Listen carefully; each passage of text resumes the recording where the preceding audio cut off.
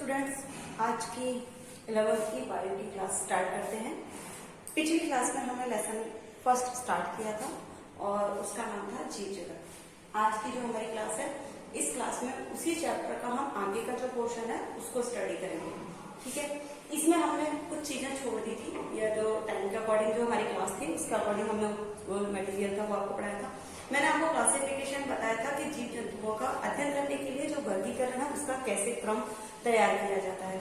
उसमें मैंने आपको पूरे स्टेप बताए थे, phylum, class, order, genus, species. ठीक है, आज आपके जो सिलेबस है उस सिलेबस में मैंने आपको बताया था कि चार जो एनिमल्स और जो प्लांट्स हैं उनमें से कुछ छांट करके आपके सिलेबस में दिए हुए हैं। ठीक है, उसमें चार कौन कौन सी हैं। एक तो है आपके मनुष्य, ठीक है, मैन जिसको हम कह सकते हैं। दूसरा इसके अंतर्गत आता है जो आपके सिलेबस में इन्होंने दिया हुआ है, वो है आपके मक्खी, हाउस फ्लाई। ठीक है, हाउस फ्लाई, और इसका वैज्ञानिक नाम होता है मस्का डोमेस्टिका। तीसरा जो आपको दिया हुआ वो दिया हुआ आम यानी मैंगो, और इसका जो वैज्ञानिक नाम है वो है मेंजिफेरा इंडिका। चौथा इसमें दिया हुआ है आपके गेहूं, ठीक है, जिसको हम अनाज में मानते हैं। और अगर आपको पता हो तो जनरली तौर पर गेहूं एक पोएसी फैमिली के अंतर्गत मोनोकोट प्लांट है, पोएसी फैमिली के अंतर्गत आता है। ठीक है, और ट्रिटिकम एस्टिवम इसका वैज्ञानिक नाम है। ठीक है, गेहूं।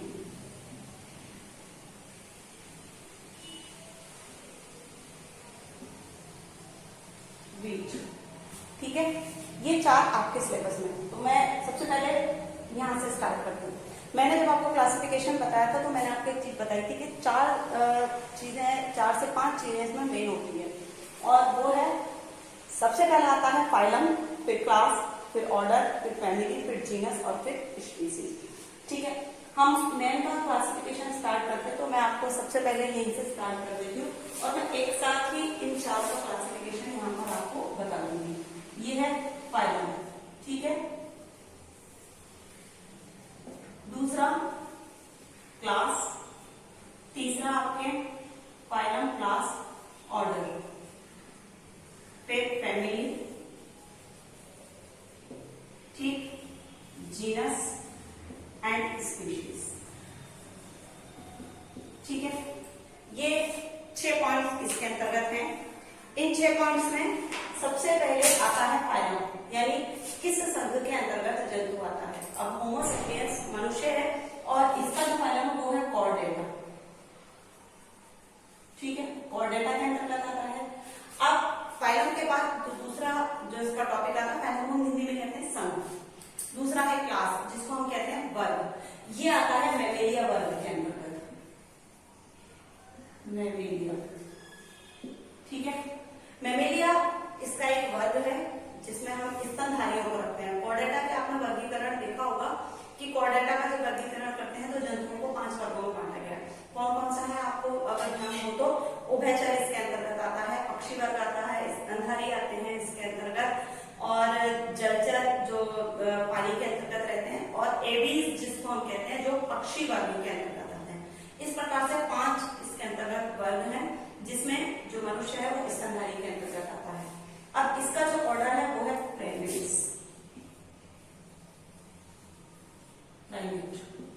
प्राइमेट इसका ऑर्डर है, और ऑर्डर यानी इसका गण, कौन से गण के अंतर्गत आता है, स्तनधारी है, जीव है, और इसका जो फैमिली है वो है होमिनिडी, होमोनिडे, यानी होमिनिडी कुल के अंतर्गत आता है। अब जीनस इसका है होमो, और सबसे लास्ट पॉइंट आता है स्पीशीज का। खास बात है कि जब हम इसका वैज्ञानिक नाम लेते हैं तो उसमें जीनस और स्पीशीज का उपयोग करते हैं। तो यहाँ पर जो नाम आता है वो हम थोड़ा सा लैटिन भाषा में लिखते हैं, इसलिए हम थोड़ा सा इसको तिरछा लिखते हैं, सेपियंस। ठीक है, थोड़ा सा तिरछा जाता है ये। ठीक, phylum, class, order, family, genus और स्पीशीज। फाइलम इसका Chordata, class Mammalia, order primates, families के होमिनिडी, और और जीनस होमो और स्पीशीज सेपियंस। और इसी के आधार पर इसका जो वैज्ञानिक नाम बनेगा वो बनेगा होमो सेपियंस। ये इसका साइंटिफिक नेम होमो सेपियंस। अब दूसरा जो आपके में दिया हुआ है वो आपके दिया हुआ है मक्खी यानी हाउस फ्लाई। अब क्योंकि ये एक कीट के अंतर्गत आता है और जब हम इसका वर्गीकरण करते हैं तो इसका जो फाइलम है मैं यहीं पर इसको एक साथ सीक्वेंस में इनको लिखूंगी। ये जो फाइलम है इसका आता है ऑर्थोपोडा। आर्थ्रोपोडा यानी कीट वर्ग जिसके अंतर्गत कीड़े मकोड़े आते हैं जिनके पैर, पोडा का मतलब होता है पैर, आर्थो मतलब होता है आठ, जिनमें लगभग 8 पैर पाए जाते हैं या जोड़े में पैर पाए जाते हैं। तो आर्थ्रोपोडा संघ के अंतर्गत इसको हाउस फ्लाई को रखा गया है। इसका जो वर्ग है वो है इंसेक्टा, क्योंकि ये कीड़े मकोड़ों में आता है इसलिए इसको हम कहते हैं इंसेक्टा। ये इंसेक्टा वर्ग के अंतर्गत आता है। और एक इसका जो ऑर्डर है वो है डिप्टेरा। डिप्टेरा डिप्टेरा ऑर्डर के या गण के अंतर्गत आता है। अब क्योंकि ये डिप्टेरा वर्ग के अंतर्गत है तो इसके अंतर्गत मक्खी जैसी संरचना वाले जो जीव जंतु होंगे, जो कीट होते हैं, वो इसके अंतर्गत आते हैं। उसके बाद इसकी आती है फैमिली। फैमिली ये है म्यूसिडे फैमिली, ठीक है।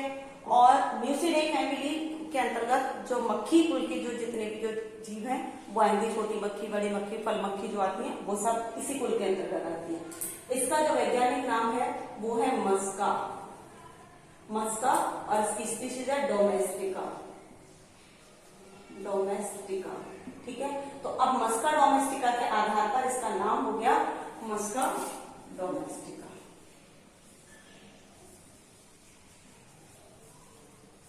ठीक है, ये इसका साइंटिफिक नेम। अब तीसरा जो आपके आता है वो आता है मैंगो, आम, ठीक है। अब मैं बार बार फाइनल क्लास फैमिली नहीं लिख रही हूँ, इसलिए मैंने इसके सामने सीधा सीधा लिख दे रही हूँ। अच्छा, मैंगो इसका जो वैज्ञानिक नाम है वो है वेंजीफेरा इंडिका, ठीक है। अब क्योंकि ये पादप है तो इनका वर्गीकरण थोड़ा सा अलग आता है। यहाँ पर जो फाइलम है वो फाइलम इसका जो आएगा वो कौन सा आएगा, यहाँ पर हम अगर नाम है तो ये एंजियोस्पर्मी है। 2 प्रकार के प्लांट होते हैं। आपने अगर वर्गीकरण पादपों को पढ़ा हो तो एंजियोस्पर्म और जिम्नोस्पर्म, ठीक है। एक आवर्त बीजी और एक अनावर्त बीजी। आम कैसा है, आवर्त बीजी, तो उसको इंग्लिश में कहते हैं हम एंजियोस्पर्म। तो यहाँ पर आएगा एंजियोस्पर्मी। एंजियोस्पर्मी, ठीक है। मैं यहाँ से इसको रफ कर देती हूँ, आपको आगे थोड़ा सा इसमें हमें और लेना पड़ेगा। अब क्योंकि ये आम का जो पौधा है वो कैसा है, एक बीजपत्री, द्विबीजपत्री, इसको हम मानते हैं कौन सा, द्विबीजपत्री। तो ये कौन सा हो गया, यहाँ पर इसका जो क्लास हो जाएगी वर्ग वो हो जाएगा डाइकॉट। तो इसको हम लिखेंगे डाइकॉट लिग्नी। डाइकॉट, डाइकॉट लिग्नी। अब आता है इसका ऑर्डर, ये आता है सेपेंडल्स के अंतर्गत। सेपेंडल्स, ठीक है। सेपेंडल्स इसका ऑर्डर है, यानी जिसको हम गण कहते हैं। अब जो फैमिली है वो आती है इसकी कैरी जैसे जितने भी जो प्लांट्स होंगे वो सब इसी कुल के अंतर्गत आएंगे, जिसका नाम है एनापोडिएसी।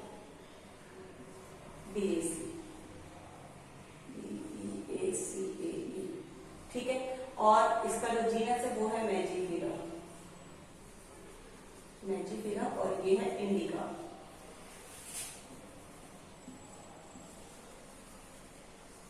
इंडिका। अब इसके आधार पर इसका नाम हो गया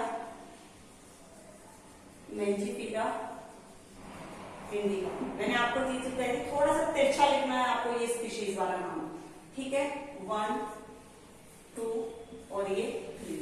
चौथा आपके अंदर इसमें आता है वो आता है वीट यानी गेहूं, जो वो भी एंजियोस्पर्मी है, ठीक है, सेम है, लेकिन डाइकॉट नहीं है, वो द्विबीजपत्री नहीं है, कैसा है, एक बीजपत्री। तो हम यहाँ क्या लिखेंगे, मोनोकॉट लिग्नी, ठीक है। और यहाँ पर क्योंकि इसका ऑर्डर क्या है, यहाँ पर सेपेंडल्स, इसका है पोएनम, POI, पोएनम, ठीक। और ये फैमिली आती है पोएसी, OAC, और इसका नाम है यहाँ पर ट्रिटिकम एस्टिवम। तो ट्रिटिकम इसका जीनस है और एस्टिवम इसका स्पीशीज है। ट्रिटिकम एस्ट।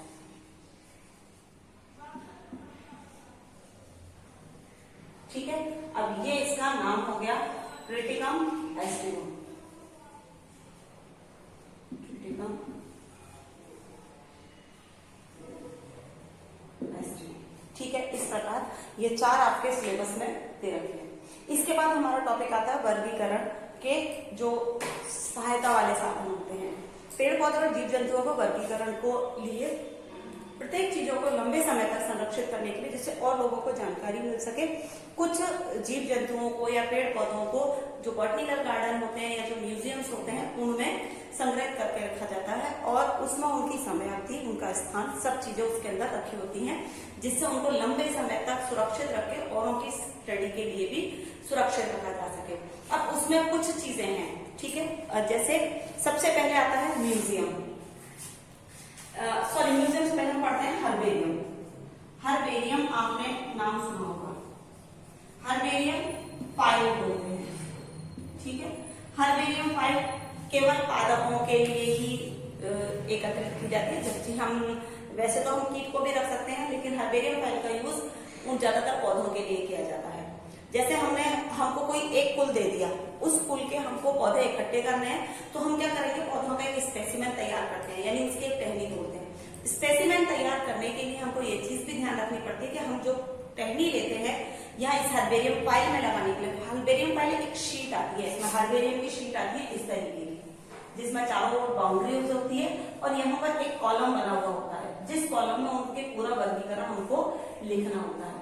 ठीक है, तो इस हर्बेरियम शीट पे हम एक शीट पे केवल एक ही पौधा लगाते हैं। पौधे की जब हम कोई भी स्पेसिमेन लेते हैं तो हम ये चीज ध्यान रखते हैं कि पौधा इतना बड़ा हो जो इसके अंदर आ सके, लेकिन कभी कभी ऐसा होता है कि इससे भी बड़ा हो जाता है, हमको लेना पड़ता है, तो हम क्या करते हैं, उस पौधे को इस तरीके से चिपकाते हैं कि उसकी जो आकृति है वो वी हो जाए, और फिर भी और भी बड़ा होता है यदि पौधा और इसमें फाइल के पेज में नहीं आ रहा तो हम इसको डब्लू की आकृति में इसमें एडजस्ट करते हैं। ये चीज ध्यान में रखने की होती है। ठीक है, टेढ़ा मेढ़ा आड़ा टेढ़ा नहीं चिपका सकते हम, वैसे तो हम कोशिश करते हैं कि इसको सीधा ही लगा, सीधा नहीं आए तो वी की आकृति में या फिर डब्लू की आकृति में इसको चिपकाते हैं। ठीक है, पौधे की जो टहनी हम तोड़ रहे हैं उसमें एक चीज ध्यान रखें, उसमें पत्ता हो, शाखा के साथ पत्ती हो, और पत्तियों के साथ साथ यदि अवेलेबल हो तो उसमें जो फूल आ रहा हो, ऐसे ही फूल को आप संरक्षित करें, क्योंकि फ्लावर से ही हमें फूल का अंदाजा होता है। क्योंकि फ्लावर डायग्राम आपने 11th मतलब पहले कभी पढ़े हो तो आपको पता है कि जो उसके चक्र जो होते हैं उसके अंदर कि फूलों की पत्तियों का जो व्यवस्था क्रम होता है उसके आधार पर हम उसका कुल का पता लगा सकते हैं। तो इसलिए हमें ध्यान रखना होगा कि इसमें फ्लावर हो, यदि अवेलेबल है फल, अगर उसका छोटा है और इजी गोइंग फाइल में एडजस्ट किया जा सकता है तो हम उसको भी लगा सकते हैं। अगर नहीं लगा सकते तो फल की फोटो पिक हम लेकर के और उसमें यहाँ साइड में अटैच कर सकते हैं। ये हमारी हर्बेरियम फाइल की एक शीट है, हम एक शीट पर केवल एक ही स्पेसिमेन। अब ये तो स्पेसिमेन लग गया, उसको लगाने से पहले हमें क्या रखना पड़ता है, उसको परिरक्षित करना पड़ता है। किसी पॉलिथीन या पेपर में रख के हम उसको पहले तो ड्राई करते हैं जिससे वो सूख जाए, क्योंकि नमी रहेगी तो हर्बेरियम फाइल की शीट को खराब कर देगा। तो हम पुरानी किताबों वगैरह में हम जैसे हम रोज कई बार गुलाब वगैरह या सुंदर कोई फूल लगता है तो हम किताबों में रख लेते हैं ना, दबा लेते हैं, तो हमें उसको परिरक्षित करना पड़ता है जिससे उसकी पूरी नमी उड़ जाए और वो खराब ना हो। फिर उसके बाद सूखने के बाद पूरा ड्राई हो जाता है तब हम इसमें लगाते हैं। इसमें लगाते वक्त हमें एक चीज और नोट करनी पड़ती है, हम किसी भी स्पेसिमेन को जब एकत्रित करते हैं तो हमें ये चीज भी ध्यान रखने की होती है कि वो जो स्पेसिमेन हमने लिया है वो कौन सी तारीख को लिया है। हम इस चीज को भी ध्यान रखते हैं कि कौन सी डेट को लिया है और स्थान कहाँ से हमने उसको लिया है, उस स्थान के साथ साथ उसके नाम, जो उसका स्थायी वहां पर जो जिस स्थान से आपने लिया, जो स्थानीय उसका नाम है या जो उसका वैज्ञानिक नाम है या सामान्य बोलचाल वाला जो नाम है वो भी आपको उसके अंदर लिखना है, और उसकी साइंटिफिक नेम और जिसने एकत्रित किया है उसका नाम भी लिखना है, और इस तरीके से उसका कुल मतलब पूरा क्लासिफिकेशन तो लिखना ही है, और साथ ही साथ ये मुख्य चीजें भी इसमें यहाँ पर हर्बेरियम शीट में लिखनी होती हैं, जिससे पता रहता है कि इस स्पेसिमेन को किसने इकट्ठा किया, कब किया, कहाँ से किया, और इसका जो पूरा क्लासिफिकेशन है वो भी यहाँ पर इसमें एकत्रित होता है।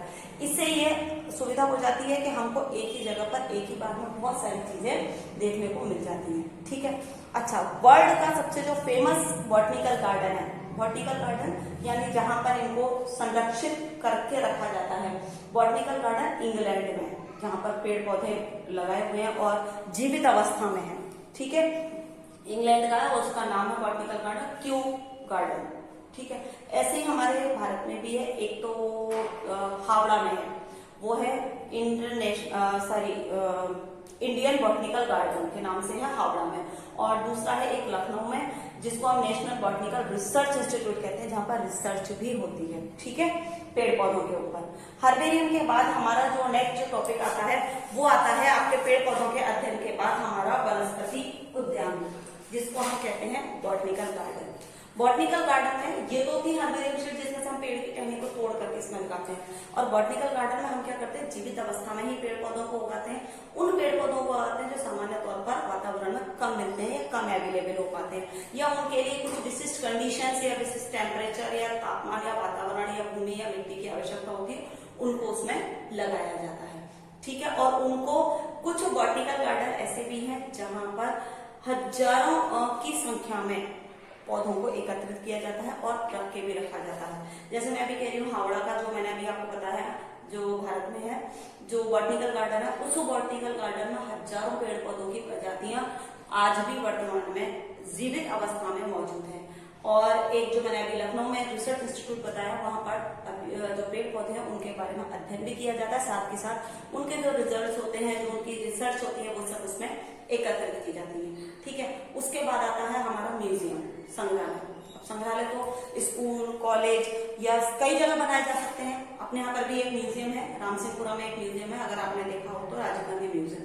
उस म्यूजियम में अगर आप कभी गए हो, आपके लिए वाकई में काम की चीज है और देखने और सीखने की है। वहां पर पेड़ पौधे, जीव जंतुओं के बारे में बहुत सारे उन्होंने नॉलेज इकट्ठी करके आप लोगों के लिए एक म्यूजियम तैयार किया हुआ है। माधवपुर में एक पहली ही ऐसी एक चीज बनी है जो घूमने लायक है। और अब क्योंकि आपने ये चैप्टर पढ़ा तो आपके लिए इंटरेस्टेड है, संग्रहालय में क्या किया जाता है, पेड़ पौधे और जीव जंतुओं को मृत अवस्था में एकत्रित करके रखा जाता है और लंबे समय तक सुरक्षित रखा जाता था, जिससे कि लोगों को उसके बारे में जानकारी मिल सके और लोग उसके बारे में जानकारी एकत्रित करके या स्टडी कर सके। ठीक है, अब संग्रहालय स्कूलों में भी होते हैं, जहां पर एक छोटे छोटे बॉक्सेस में जो जीव जंतु है उनको एक फिनोक्सिलिन का एक लिक्विड तैयार करके उसके अंदर उनको मृत अवस्था में रखा जाता है और प्रिजर्व करके रखते हैं, जिससे वो लंबे समय तक सुरक्षित रह सके। और लंबे समय तक सुरक्षित इसीलिए रखा जाता है कि जब भी स्टडी हो तो हम उसको देख करके स्टडी कर सके। हमारे स्कूल की लैब में भी कुछ हमने स्पेसिमेन रखे हुए हैं स्टडी के लिए। जब क्लासिफिकेशन या इससे संबंधित कोई मटेरियल बच्चों को चाहिए होता है तो उस लैब से हम उनको दिखा करके और स्टडी कराई जाती है। इसके बाद जो टॉपिक आता है वो आता है आपका जूलॉजिकल गार्डन। जूलॉजिकल गार्डन जिसको हम कह सकते हैं, जहां पर जंतुआलय, जू जिसको कहते हैं, चिड़ियाघर आप सभी ने देखा होगा, उसमें जंतुओं को जीवित अवस्था में और उन्हीं के प्राकृतिक माध्यम में रखने की कोशिश की जाती है। और इसलिए रखी जाती है कि लोगों को जीव जंतुओं के बारे में जानकारी हो सके और जानकारी के साथ साथ वो उनसे रिलेटेड या उनके जीवन से रिलेटेड जो सामग्री हमको चाहिए होती है वो हमको पता चल जाती है कि उसके रहने के लिए कौन सा वातावरण चाहिए, किस तरह के माहौल में वो रहता है, उसका खान पान कैसा होता है, या उसके बारे में पूरी उसकी लाइफ साइकिल की स्टडी हम जूलॉजिकल गार्डन में रहने वाले या जू में रहने वाले जीव जंतुओं की आसानी से कर सकते हैं। एक लास्ट मेथड आता है जिसको हम कहते हैं कुंजी वर्गीकरण, कुंजी मेथड। वर्गीकरण कुंजी मेथड में एक इंस्ट्रूमेंट तैयार किया जाता है। उस इंस्ट्रूमेंट में अलग अलग कुल, जैसे मैंने यहाँ पर बनाया हुआ है इस तरह से चार्ट, तो वहां पर भी इसी तरह से चार्ट की लगाई जाती है और उनमें एक एक पर्टिकुलर जीव जंतु जो होते हैं उनके बारे में स्टडी या कुल का लगा रहता है। जैसे अगर मैं होमो की इसमें किसी में लगाऊंगी तो वो लॉग नहीं खुलेगा, क्यों? क्योंकि वो केवल इसकी है। तो इस तरह से ताला कुंजी वाला जो मेथड है वो पर्टिकुलर किसी एक जीव जंतु या पादप के अध्ययन के लिए उपयोग में लिया जाता है। ठीक है, ये हमारा फर्स्ट चैप्टर कंप्लीट हुआ और फर्स्ट चैप्टर में जो टॉपिक थे मैंने आपको स्टडी कराया, उसमें हमारे जो इम्पोर्टेंट टॉपिक हैं मैंने आपको बताया कि ज्यादातर जो आता है जो क्वेश्चन कैरोलियन लीनियस से रिलेटेड आता है, ये वर्गीकरण से रिलेटेड आता है। ठीक है, अब आज की क्लास इतनी ही, नेक्स्ट क्लास में आपसे फिर मिलेंगे। ठीक है, ओके, थैंक यू।